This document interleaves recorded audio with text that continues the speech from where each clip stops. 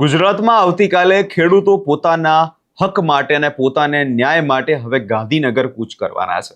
પરંતુ તેની પહેલા હવે એક સભાનું આયોજન કરવામાં આવ્યું હતું. જે સભામાં હવે ગાંધીનગરમાં કયા પ્રકારનું ઉગ્ર આંદોલન કરવાનું છે તેની વાતને લઈ હવે પાલ આંબલિયા મેદાને આવ્યા છે. શું છે સમગ્ર મામલો, તેના વિશે વિગતે ચર્ચા કરીએ. નમસ્કાર, હું છું પ્રથમ મોદી, આપ જોઈ રહ્યા છો નિર્ભય ન્યૂઝ. ગુજરાતમાં ખેડૂતો પર જે અત્યાચાર ગુજારવામાં આવી રહ્યો છે, જે ખેડૂતો પોતાના વળતર માટે અને પોતાના હકના વળતર માટે જે મેદાને ઉતરે છે, તેની સરકાર સામુ હવે સરકારને જગાડવા માટે આવતીકાલે ગાંધીનગરમાં એક વિશાળ ટ્રેક્ટર રેલીનું આયોજન કરવામાં આવ્યું છે. પરંતુ તેની પહેલા પાલ આંબલિયા હવે ખેડૂતો વચ્ચે જાય છે અને ખેડૂતોને હવે શું કહે છે, સૌ પહેલા તો એકવાર તે સાંભળી લઈએ.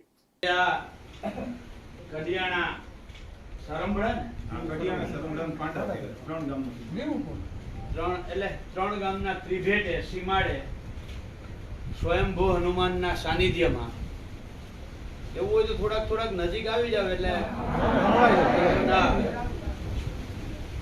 સ્વયંભૂ હનુમાનના સાનિધ્યમાં આપ સૌ ખેડૂત ભાઈઓ અને મહાવીરસિંહ અમારા કિસાન સંઘર્ષ સમિતિના સાથી ભાઈ મહેશભાઈ રાજકોટિયા, ભાઈ સત્યમભાઈ મકાણી, પરેશભાઈ કાંબરિયા અને આખા ગુજરાતમાં ગરીબો, વંચિતો, પીડિતો, દલિતો, માઇનોરિટી, ખેડૂતો આના પ્રશ્ને સતત જે લડે છે, પોલીસ અધિકારીઓ સામે જે બાથ ભીડે છે, એવા યુવા ધારાસભ્ય અને મારા કિસાન સંઘર્ષ સમિતિના સાથી ભાઈ જિગ્નેશભાઈ મેવાણી. મિત્રો, મારે લાંબી કોઈ વાત નથી કરવી. મને ખબર છે કે પાછી લાઈનો આવશે એટલે મારે દોડીને આવવું બરાબર છે. ત્યારે આપણે વધારે વાત કર્યું. જિગ્નેશભાઈને આજે આપણે સાંભળવા છે, પણ આ લાઈનમાં જે તમને નોટિસ આવી છે, કદાચ 16 તારીખે બોલાવ્યા, એનો જવાબ તમારે શું આપવાનો છે, એની પાસેથી કયા કયા કાગળિયા માંગવાના છે, બરાબર છે, એની એક તૈયાર કરી અને હું આપી જાઉં છું. એટલે તમારું એક કામ જે 16મીએ શું કોઈ વકીલનો ખર્ચો કરવાનો નથી. નહીતર થાય હું આવી લાઈનોમાં પહેલા તો અલગ અલગ ખેડૂત અલગ અલગ વકીલ આગળથી લખાણ કરાવડાવે, એ બધા ખેડૂતો 500 રૂપિયાથી 1500 રૂપિયામાં અટાઈ જાય. એટલે પહેલું કામ એ, તમારે પહેલી નોટિસ આવી એના પછી બીજી નોટિસ આવશે, ત્યારે આપણે તમને જવાબ તૈયાર કરીને મોકલશે. અમે કચ્છમાં જ્યારથી આ લડાઈ ચાલુ થઈ, એટલે કે અમે કિસાન સંઘર્ષ સમિતિ જ્યારથી એમાં અંદર ઉતર્યા, ત્યારથી અમે પહેલું કામ એ કર્યું છે કે ખેડૂત છે ને આ કાયદાની આટી ઘૂટી કાંઈ જાણતો નથી, એટલે એને ખબર જ નથી. થાય હું જિગ્નેશભાઈ આમાં અત્યાર સુધી હું થતું આવતું હતું કે ખેડૂત છત ઉપર પેલા માળે સૂતો છે શિયાળામાં, અને 8 પગથિયા જે છે એ ચડી અને કંપની વાળો ડાયરેક્ટ ખેડૂતના ગળે બંદૂક મૂકે છે. 8 પગથિયા ક્યાં? કે આ વીજ લાઈન પસાર કરવા માટે એને સૌથી પહેલા CERC નું લાયસન્સ લેવું પડે. આ લાયસન્સ લેવા માટે એને જાહેરનામું આપવું પડે. આ જાહેરનામું છાપવામાં આવડે, આપણે કોઈ ખબર હોતી એટલે પેલું પગથિયું ચડી ગયા એમ.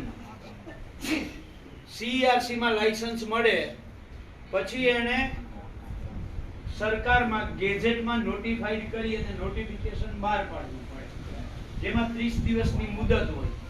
આ નોટિફિકેશન આવી જાય, આપણે ખબર હોતી નથી. પછી ત્રીજું પગથિયું તો કંપનીએ આપણા સ્થળ ઉપર આવી અને આપણને જગ્યા બતાવવી પડે. આ કંપની વાળા કરતા નથી, આપણે પૂછતા નથી, એટલે ત્રીજું પગથિયું કંપની ચડી જાય. પછી કંપનીએ તમને એક નોટિસ આપવી પડે. આ કલેક્ટરની નોટિસ આવી ને તમને, આની પહેલા કંપનીએ એક તમને નોટિસ આપવી પડે ખેડૂતને.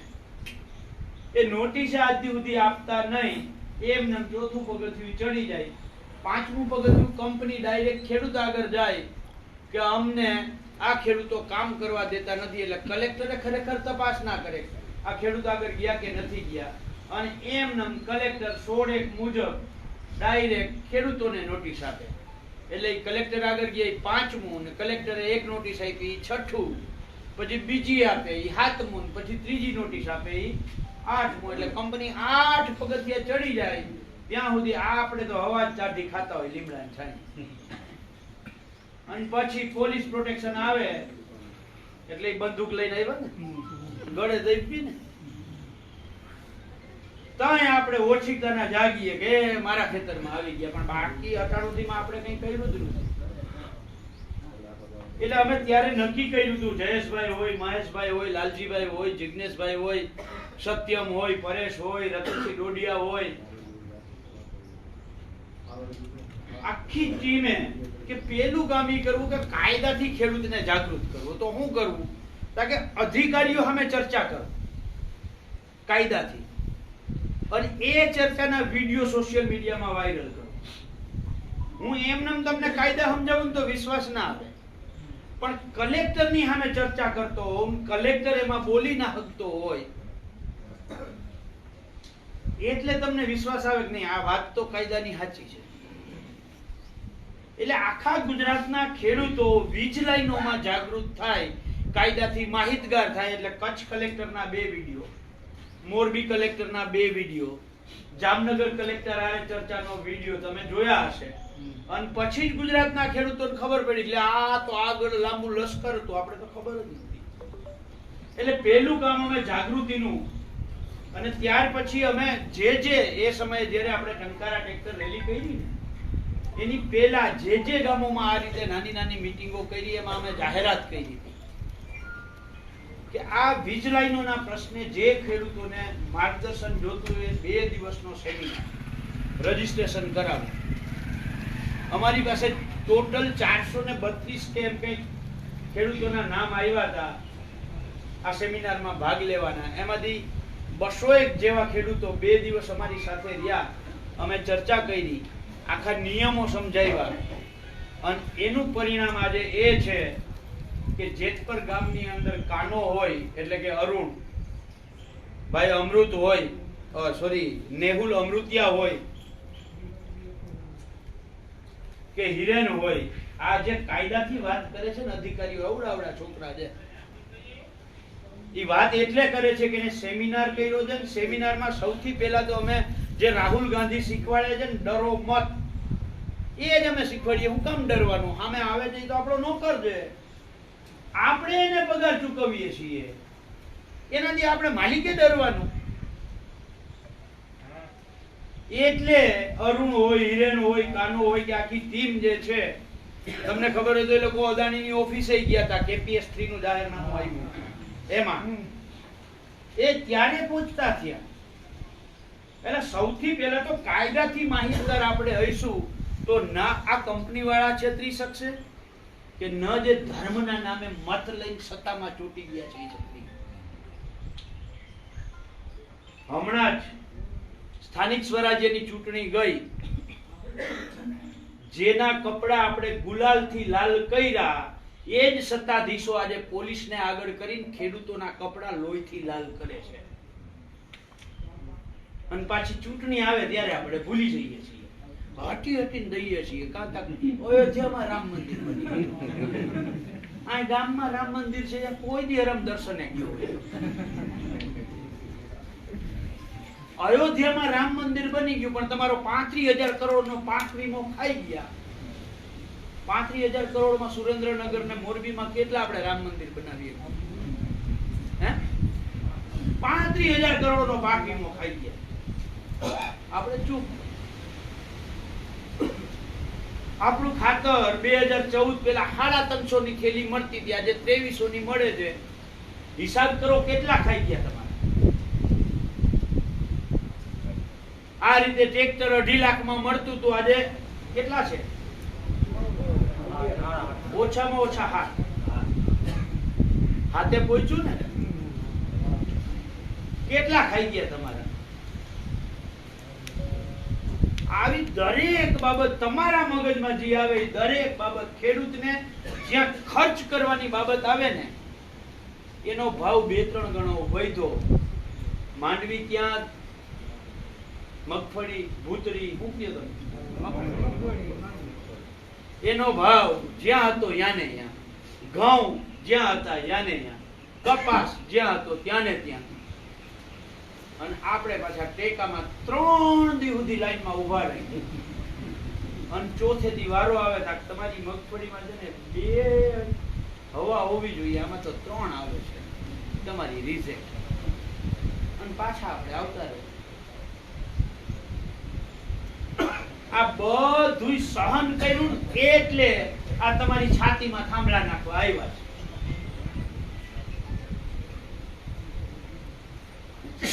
મેં હમણાં ગઈકાલે કહ્યું, આજે પાછું રિપીટ કરું છું.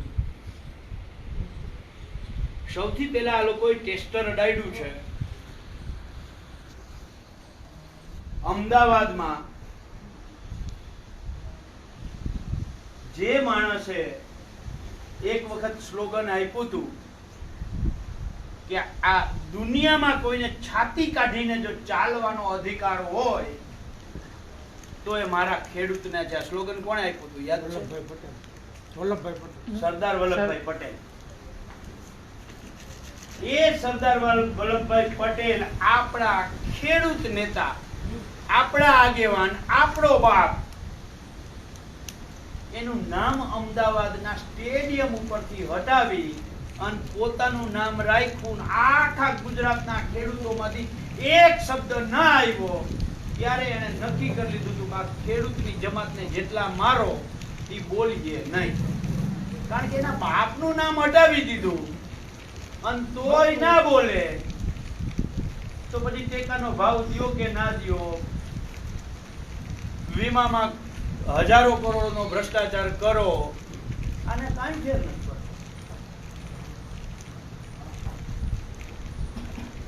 એટલે એ જે ટેસ્ટર અડાડ્યું અને એમાં આપણે બધાય પાસ થઈ ગયા, પછી બધાય ધીરે ધીરે અખતરાઓ આપણી ઉપર થયા. અને અત્યારે આ જે તમારે 765 કેવીની લાઈન નીકળે છે એ 67 મીટરનો કોરિડોર અત્યારે એમ કહે છે. મને તો શંકા છે કે જો આપણે નહીં બોલીએ તો આવતા વર્ષોમાં એ 67 મીટરના કોરિડોરમાં વાયર બાંધી દે ને કહે કે આ અમારા બાપની જમીન છે, તમારું કંઈ નથી. એટલે ક્યાં સુધી આપણે આ સહન કરવું છે? આ જેતપર ગામના ખેડૂતો પાસેથી ખરેખર આખા ગુજરાતના ખેડૂતો શીખવું જોઈએ.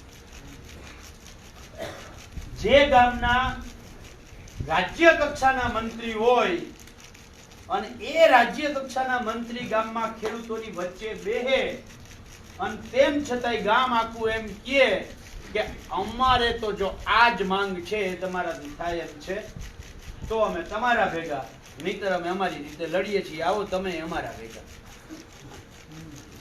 આપણે તો અહીંયા ગામમાં, તાલુકામાં, ભાજપમાં નાનો એવો કોઈ એક સેલ હોય, બક્ષીપંચ સેલ, એનો મંત્રી હોય અને તોય આપણે ગામમાં ફલાણા વિપુલભાઈ થી બીક લાગે. એની હરમાડી આવે કે નથી આવતી? ક્યાંક હું જાય વિપુલભાઈ હું વિચારીએ એટલે કોઈ છે વિપુલભાઈ નથી, મને નથી ખબર હો. તો ખાલી વિપુલભાઈ તમે આટી ના લેતા. ના એટલે હા, હું તો ખાલી કહું છું. પણ આખા ગુજરાતની પરિસ્થિતિ આ છે કે ભાજપના આગેવાનોની શરમ નડે છે, કાંઈ એનો ડર લાગે છે અને એના કારણે આપણા હક માટે આપણે બહાર નીકળતા નથી. શરમમાં ક્યાં સુધી રહેવું?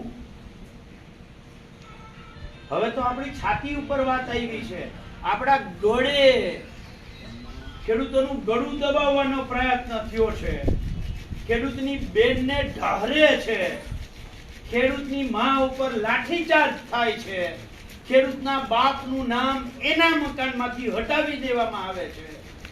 અને તોય આપણે નહીં બોલીએ તો મૌન ક્યાં સુધી રહેવું, કેટલું સહન કર્યું? અને આવું જ જો સહન કર્યું તો એક જીણકો છોકરો બેઠો છે એ આવનારી પેઢી છે ને આપણે માફનું છે.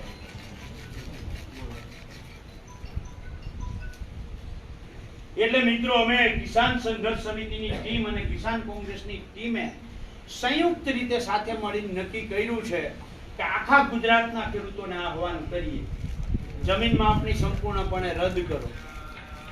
ખેડૂતોની અને દૂધ ઉત્પાદકોની એટલે કે પશુપાલકોની જે દૂધના ભાવ અને ખેત પેદાશના ભાવ છે એનો એમએસપી નો કાયદો બનાવો. ખેડૂતોનું દેવું સંપૂર્ણપણે માફ કરો. જે ખેડૂતોના ખેતરમાં થાંભલા નાખીને તમે વીજળી લઈ જાઓ છો ઈ જ ગુજરાતના ખેડૂતોને મફત વીજળી નથી મળતી. પાછી આ વીજળી તેલંગાણા જાય તો ત્યાંના ખેડૂતોને મફત. એટલે ગુજરાતના ખેડૂતોને વીજળી મફત આપો. ડુપ્લિકેટ દવા, ખાતર, બિયારણ સંપૂર્ણપણે બંધ કરી અને ગુણવત્તાયુક્ત અને સસ્તું ખેત પેદાશના ઇનપુટ જે છે એ આપવામાં આવે. અને આ વીજ લાઈનોના જે પ્રશ્ન છે એમાં આપણે 3 વિકલ્પ સરકારને આપીએ છીએ કે 2013 ના જમીન સંપાદનના કાયદા મુજબ માર્કેટ ભાવનું 3 ગણું વળતર આપો. જો આ વિકલ્પ તમને પસંદ ના હોય તો માસિક ભાડું એક થાંભલાનું 50,000 રૂપિયા ખેડૂતને આપો. આ બે વિકલ્પ તમને પસંદ નથી તો ત્રીજો વિકલ્પ આપીએ, એક હારે વન ટાઈમ સેટલમેન્ટ, એક થાંભલા 2 કરોડ રૂપિયા આપી દો. સરકારને છૂટ, 3 માંથી જે વિકલ્પ પસંદ કરવો. અને ઘણા બધા આ સોશિયલ મીડિયામાં પણ કોમેન્ટો આવે છે કે તમે આ વીજ લાઈનોના પ્રશ્ને લડાઈ કરો છો, પરિણામ શું? મને આજે કહેતા ગર્વ છે, આનંદ થાય છે કે અમે છેલ્લા 6 મહિનાથી આ લડાઈ ઉપાડી. આજથી 6 મહિના પહેલા આ જ વીજ લાઈનોના ખેડૂતોને 5 લાખ, 7 લાખ, કોકને 2 લાખ, કોકને 50,000 માં થાંભલા ઉભા થયા, ત્યાં જ નથી. અને આ 6 મહિનાની લડાઈનું પરિણામ એ છે કે આજે એ જ કંપની વાળા ખેડૂતોને જઈને સમજાવે છે કે 32 લાખ આપી દઉં, 38 લાખ આપી દઉં, 50 લાખ. અને છેલ્લે જે ખેડૂત આગળ ગયા છે ને એને કહ્યું છે કે મારી આગળ કંપની વાળા આવ્યા હતા, મારી ભાઈ 58 લાખ. જે 6-7 લાખમાં કંપની વાળા ખેડૂતોને સમજાવી જતા હતા, આ 6 મહિનાની લડાઈનું પરિણામ મિત્રો 6 લાખથી 58 લાખ સુધી પહોંચ્યું છે. જો સામૂહિક રીતે ગુજરાતનો ખેડૂત જાગૃત થાય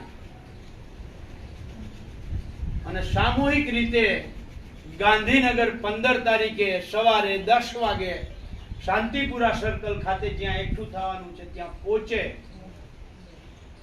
હજી તો આવતીકાલે આ મોરબી આમ દ્વારકા વાળાની ધીરે ધીરે હાલતા થયા, કચ્છ વાળા કોઈ એક બે ટ્રેક્ટર લઈને આજે રાતે મોરબી કદાચ પહોંચી જાય અને કાલે સવારે મોરબી થી હાલતા થઈ અને આગળ જે ટ્રેક્ટરો જાય એમાં તમે બધાય જોડાવ. પણ હજી આ પ્રક્રિયા ચાલુ કરી તો આજે એક બે મિત્રોના, મીડિયાના મિત્રોના ફોન હતા કે કદાચ આજે કે આવતીકાલે સરકાર આના માટે વિચારણા કરવા માટે બેસવાની છે. જે સરકાર ટ્રસ્ટની મસ નહોતી આપી એ સરકાર હજી આંદોલનની શરૂઆત થાય એની પહેલા વિચારણા કરવા માટે તો મજબૂર થઈ. તાકાતથી આપણે ગાંધીનગર પહોંચીએ અને સરકારને આપણે અલ્ટિમેટમ આપવા જવું છે. આપણે કોઈ વિધાનસભા ઘેરાવ કરવા નથી, આપણે શાંતિપૂર્ણ રીતે જઈએ છીએ. ત્યાં સરકારને જઈને જે મેં 5 માંગો કહી છે આ 5 માંગો એમની સામે મૂકવાની છે. અને 15 તારીખથી ખેડૂતોની લડાઈની શરૂઆત થાય છે. 15 તારીખે આંદોલન પૂરું નથી થઈ જતું, આ યાદ રાખજો. 15 તારીખે આપણે સરકારને જઈ ગાંધીનગર જઈ કઈ અને ત્યાંથી શરૂઆત કરવી છે. સરકાર આજથી ગુજરાતના ખેડૂતો તમારી સામે મોરચો માંડે છે જો તમે અમારી વાત નહીં માનો તો. અને ત્યાર પછી આપણે નક્કી કરશું કે આગળની રણનીતિ શું. આ તો છેલ્લા 8 દિવસમાં આ રીતે નાની નાની સભાઓ કરી અને જઈએ છીએ. ત્યારે આપણે બે લાંબા ગાળાનું આયોજન કરશું. 2 મહિના સુધી ગુજરાતના તાલુકા મથકે આખી ટીમ અલગ અલગ જગ્યાએ ફરે અને 2 મહિના પછી આપણે શું કરવું એ આખું આયોજન આપણે કર્યું. પણ આ કિસાન સંઘર્ષ સમિતિ, કિસાન કોંગ્રેસ બહુ સ્પષ્ટ છે. આખી લડાઈ અહિંસક કરવી છે. કોઈ તોફાન નહીં, કોઈ ભાષણ, ખોટા ભાષણો નહીં કે જેના કારણે હળદળ કાંડ થાય. આપણે એમાં નથી. ભલે લાંબુ લડવું પડે. આઝાદી 200 વર્ષ સુધી લડ્યા છે આપણા લડવૈયા. ઈ ગોરા અંગ્રેજો હતા ના કાળા અંગ્રેજો છે, એમાં કઈ વધારે ફેર નથી. તો લાંબુ લડવું પડશે. લડશું પણ શાંતિપૂર્ણ રીતે, અહિંસક રીતે આપણે લડવું છે. લડવું છે ને? તો ગાંધીનગર આવવા કોણ કોણ તૈયાર છે?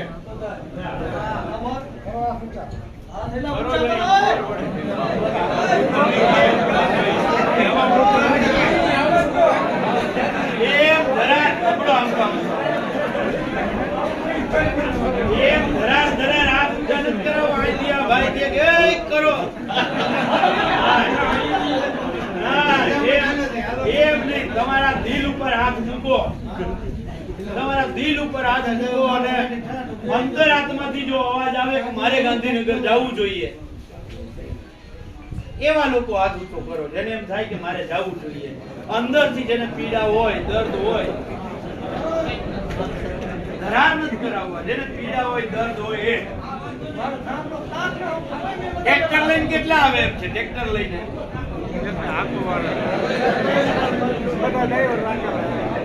ટ્રેક્ટર લઈને કેટલા આવે એમ છે એટલે ખબર પડે ને. 1 2 અમારો આગ્રહ એ છે કે જે ટ્રેક્ટર લઈને આવી શકે એમ હોય ટ્રેક્ટર લઈને આવો. ટ્રેક્ટર લઈને ના આવી શકતા હોય વાહનમાં આવો. તમારું પોતાનું વાહન ના હોય તો બસમાં બેહીને આવો, ટ્રેનમાં બેહીને આવો. જેવી રીતે આવી શકતા હો એવી રીતે આવો.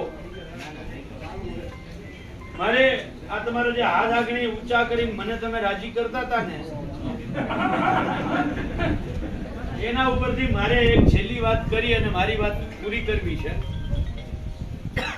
એક દી હમણાં નરેન્દ્રભાઈ ને, આમ તો બધી જગ્યાએ કહું છું, નરેન્દ્રભાઈ ને ઈચ્છા થઈ ગઈ કે કવિઓને બોલાવો ને ડાયરો કરો ને મારે સાંભળવું. રાત્રે 9:30 વાગે ડાયરો ચાલુ થયો. કવિ વખાણ કરતા જાય. નરેન્દ્રભાઈ ખુશ થતા જાય. વધારે આમ કવિ છે નરેન્દ્રભાઈ ના વ્યક્તિગત વખાણ કરવા માંડ્યા. નરેન્દ્રભાઈ ખુશ થઈને કહ્યું, ગાવ કવિરાજ 5 ગામ આપ્યા.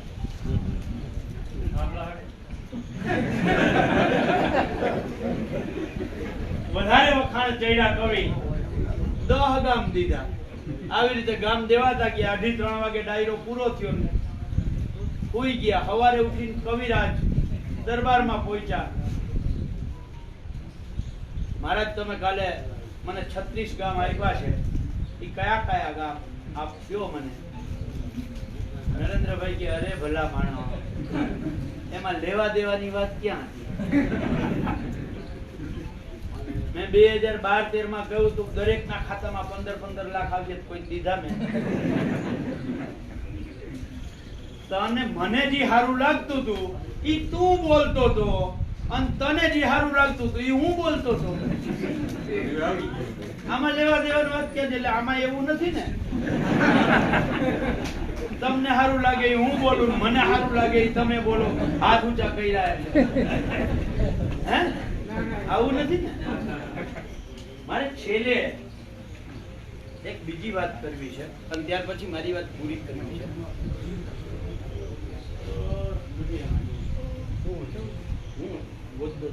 અવાવરું આપણા ઘર હોય ને, એમાં ઓલી ભમરી આવે, ખબર છે? ગારો લઈ આવે અને આમ જો આ છે ને આડહર એની અને દિવાલની બરાબર ખૂણો આવે ને, ત્યાં આમ નીચેથી ઘર બનાવે, ખબર છે? બધાને ખબર છે ને? પછી ઈ ઘરમાં ઈ ઈર ઉપાડીને નાખે અને અંદર ઈર મૂક્યા પછી એને બુડી દે છે. આમ જ આ જ પ્રક્રિયા છે ને? અને પછી ઈ ભમરી અહીંયા 15-20 દી બેઠી દે. અહીંયા બેઠા બેઠા શું કહેતી હોય ખબર? ઈરને એક જ વાત કરે, તું ભમરી છો, તું ભમરી છો, તું ભમરી છો, તું ભમરી છો, તું ભમરી છો, તું ભમરી છો, તું ભમરી છો, તું ભમરી છો. આ 15 દી સુધી ઓલી ભમરી ઈર ઉપર બેહી અને ગણ એક જ કરે, તું ભમરી છો. અને આપણા બધાયના આશ્ચર્ય વચ્ચે જે ઈર અંદર પુરાણી હતી ઈ 15 દી પછી ફૂટી બહાર નીકળે તો ભમરી થઈ નીકળે. પાંખું વાળી એ પાછી નીકળે છે. આ ભાજપે આપણને 30 વર્ષથી ભમરી કરી. ધર્મના નામે, જ્ઞાતિ જાતિના નામે તું પટેલ છો, તું પટેલ છો, તું ખેડૂત નથી, તું પટેલ, તું દરબાર છો, તું દરબાર છો, તું ખેડૂત નથી, દરબાર છો, તું ગઢવી છો, તું ગઢવી છો, તું ગઢવી છો, તું ખેડૂત નથી, ગઢવી. એટલે આપણે ખેડૂત જ ભૂલી ગયા. હું આયર ને, હું દરબાર ને, હું પટેલ ને, હું ચારણ ને, હું ગઢવી ને, હું મેર ને, હું સતવારા. આમાં આપણે ખેડૂત જ ના રહ્યા. એટલે અમે કહીએ છીએ કે ભમરીપણામાંથી બહાર નીકળો, તમારી જાતને ઓળખો. તમે આયરે નથી, તમે પટેલે નથી, તમે ખેડૂત જ છો. અને એટલે કિસાન સંઘર્ષ સમિતિનું સૂત્ર છે, મારી જ્ઞાતિ ખેડૂત, મારી જાતિ ખેડૂત, મારો ધર્મ ખેડૂત ને મારો પક્ષ ખેડૂત. ગુજરાતનો ખેડૂત આ 4 બાબત જો સમજી જાય તો એકેય રાજકીય પક્ષોની તાકાત નથી કે ખેડૂત આને દગો કરી શકે. ગઈકાલે સરાયામાં બેનો બેઠા હતા એટલે મેં કહ્યું કે બેનો આગળથી શીખવા જેવું છે. સાંજે રસોઈ કરવા બેહે, બાજરાનો લોટ મહરે, રોટલો ઘડે અને પછી તાવડીમાં નાખે. 5 મિનિટ ના થાય તવી થોલીએ ભમ દઈને ભરાવે, પડખું ફેરવી. આપણી બેનોને ખબર પડે કે 5 મિનિટ થી વધારે ના રહેવા દેવાય, નહીંતર દાજી જવાય ને આપણે 30 વર્ષ સુધી એટલે વધારે કોઈ વાત નથી કરવી. એક સ્લોગન, જય જવાન જય કિસાન. હું જિગ્નેશભાઈ ઉપર છોડું છું કે સ્લોગન બધા બોલાવશે. આપણે એક માત્ર 15 જૂન, એક જ જૂન.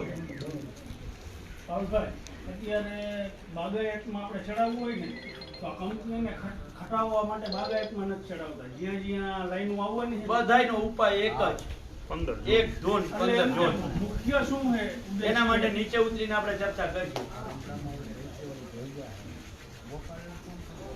એટલે 1 જ જૂન 15 જૂન નારો બોલાવજો. 15 જૂન તાકાતથી અવાજ આવવો. આ સ્વયંભૂ હનુમાન જેમ પ્રજ્ઞા ને એમ ખેડૂતો છે ને રાત્રે ભૂપેન્દ્ર પટેલના હૃદયમાં સ્વયંભૂ પ્રગટવો જોઈએ. 1 જ જૂન 15 જૂન 1 જ જૂન 15 જૂન 1 જ જૂન 15 જૂન 1 જ જૂન 15 જૂન. આભાર. જય જવાન જય કિસાન જય જગત.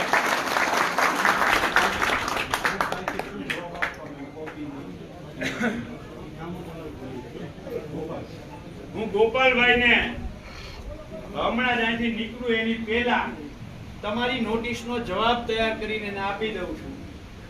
ઓલરેડી ટાઈપ કરેલો જ છે, બરાબર છે. એટલે જે ખેડૂતો છે એ આખા ગામ વચ્ચે એક અરજી કરવાની છે.